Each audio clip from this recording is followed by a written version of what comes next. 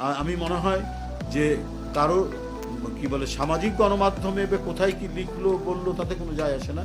প্রকাশ্য দিবালোকে আদালতের কাছে সে জোর জবরদস্তি করতে পারতো। সে অত্যন্ত জনপ্রিয় 10,000 20,000 লোক নিয়ে নির্বাচন কমিশন ঘেরাও করতে পারতো, করে বলতো 5ই আগস্টের পরে যে আমাকে ঘোষণা করা হোক, মানে যে কোনো একটা জবরদস্তিমূলক পন্থা অবলম্বন করতে পারতো ইঞ্জিনিয়ার ইশরাক।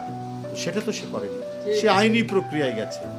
এবং শেখ হাসিনার যখন রাষ্ট্র ক্ষমতা মানে দখল করে আছেন, যখন নির্বাচনের দিন নির্বাচন সেন্টারে ঢুকতে দেওয়া হচ্ছে না ভোটারদেরকে, ধানের শীষের নির্বাচনী এজেন্টদেরকে ঘাট ধরে বের করে দেওয়া হচ্ছে এবং নির্বাচনী প্রচারণার সময় বারবার আক্রমণ করা হচ্ছে, এবং আমি নিজে সেই আক্রমণের শিকার।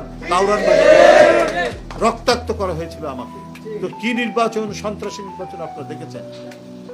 তো সেই অবৈধ নির্বাচন, সেই ভোট ডাকাতির নির্বাচনের বিরুদ্ধেই ইঞ্জিনিয়ার ইশরাক মানে ন্যায়ের আদালতে সে সেই সময় মামলা করেছেন। সেই মামলার ফলাফল এতদিনে পেয়েছেন। এটা অত্যন্ত ন্যায়সঙ্গত, এটা সুবিচার পেয়েছেন এবং ইনশাল্লাহ সেই সুবিচারের মধ্যে দিয়েই জনগণের মেয়র জনগণের কাতারে ফিরে এসেছে। থেকে 10 তলা পর্যন্ত আদালতে হাঁটিয়ে তোলা হতো আজকের যিনি প্রধান উপদেষ্টা।